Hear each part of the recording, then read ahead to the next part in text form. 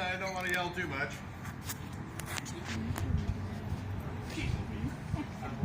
All right. Oh. Alrighty, welcome to the Nethercutt collection. As you can see, we normally do vintage and antique automobiles and mechanical music devices. So these are our two largest restoration projects. We'll start with that beauty up in front.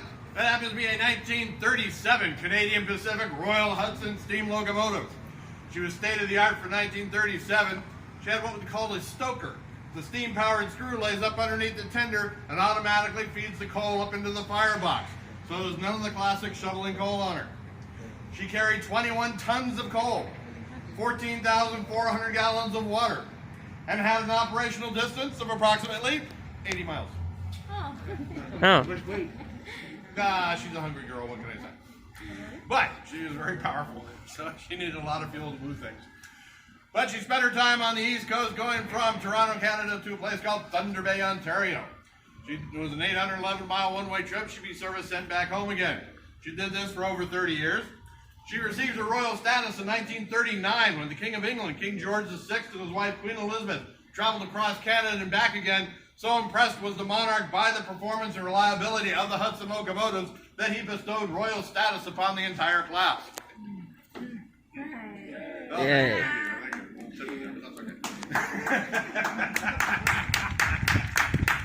Well, actually, prior to World War II, in Great Britain and Commonwealth countries, that was a very rare and a very high honor. Of course, the monarch could not very well knight a locomotive, so the best thing he could do to show his appreciation is to give it royal status, and that gives us the privilege to put the King's crown upon her running board. After she was phased out by the Canadian Pacific, she was sold to a group called the Southern Railroad. They used her as an excursion train going from Atlanta, Georgia to New Orleans. She did this for over 20 years. She was even used in a movie in the early 1980s called The Coal Miner's Daughter. That's her one movie bit, nothing else. But after over 50 years of reliable service, she finally did have a major breakdown. So she was sold to a group in eastern Pennsylvania who wanted to restore her and use her as an excursion train there. So they promptly took her apart, sent parts all over the country, and ran out of money, creating one huge basket case. She was under threat of being scrapped, which would have been sad because she's one of 3 remaining Royal Hudsons in the world. There's one in Montreal, there's one in Vancouver, and there's ours. Mr. Nethercutt heard about it. He went, he purchased the locomotive. We got all the old parts, paid all the back bills, brought everything out here, and restored her on site. During restoration, we were very fortunate to have a gentleman living out in Hemet, happened to be the fireman on engine 2839. So, got it. Correct. Really? Yep.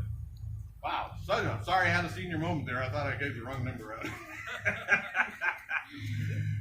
But he was the fireman on that engine. So he had pictures, he had plans, and most importantly, he had paint chips. So we were able to restore it to exactly as their glory days with the Canadian Pacific. As you can see, we have restored it to running condition, but we have not fired it up because we'd have a really short trip. But when you get to the cab of the locomotive, you may play engineer, and as you heard, when you find the bell, you may ring it. Comes highly recommended. So we had this beautiful locomotive. We needed to pull something. We went looking for a car. We found this one. This is a 1912 Pullman Palace private rail car. Private's the optimum word. This is the private jet of 1912. Before you had commercial aviation, before you had paved roads across the country, you were wealthy, you purchased one of these, you paid a fee to the railroad, they hooked it up behind a passenger train, and you went anywhere you wanted to go. This one was purchased by Clara Baldwin Stocker. She was the eldest daughter of Lucky Baldwin.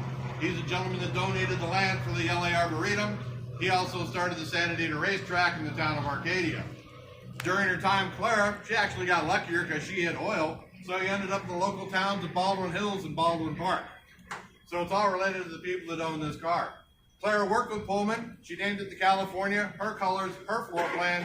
She picked out all the beautiful Cuban mahogany and oak that are inside. She used this car for her personal transportation up until the early 1930s. She was then sold to the Boston Maine Railroad. They used it as a supervisor's car for many years. For some reason, they didn't like that opulence inside, so they decided to paint the entire interior a nice hospital white. I knew you were why. My feeling exactly, but it helped us out in the long run.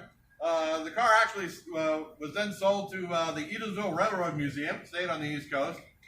They used it as an attraction there for many years. It finally started coming into disrepair. So they removed it from public view. We came along right about that time, found out it was a California, did our research on it. So we purchased the car, we brought it out here, and using plans from the Pullman company and pictures from the Smithsonian, we were able to restore this car to exactly as the way it was delivered to Clara in December of 1912. When we removed all that nice white paint, we found that glorious Cuban mahogany and oak that are underneath. Significance of that is Cuban mahogany is an extinct wood. It has been forested out. We can never match it. We can never replace it. So for our enjoyment today, we have all the original wood, all the original fixtures, all the original stained glass. One of the fun things we happened to find on finding parts of the car was a little 44-note electric piano called a Wurlitzer Pianino. After researching it, we believe it's the original one that came with this car. Unfortunately, the pandemic and sitting around for a while has been rather mean to it, so it's getting grumpy and doesn't want to play today, so we won't have music, but you'll just have to put up with my sparkling personality. So anyway,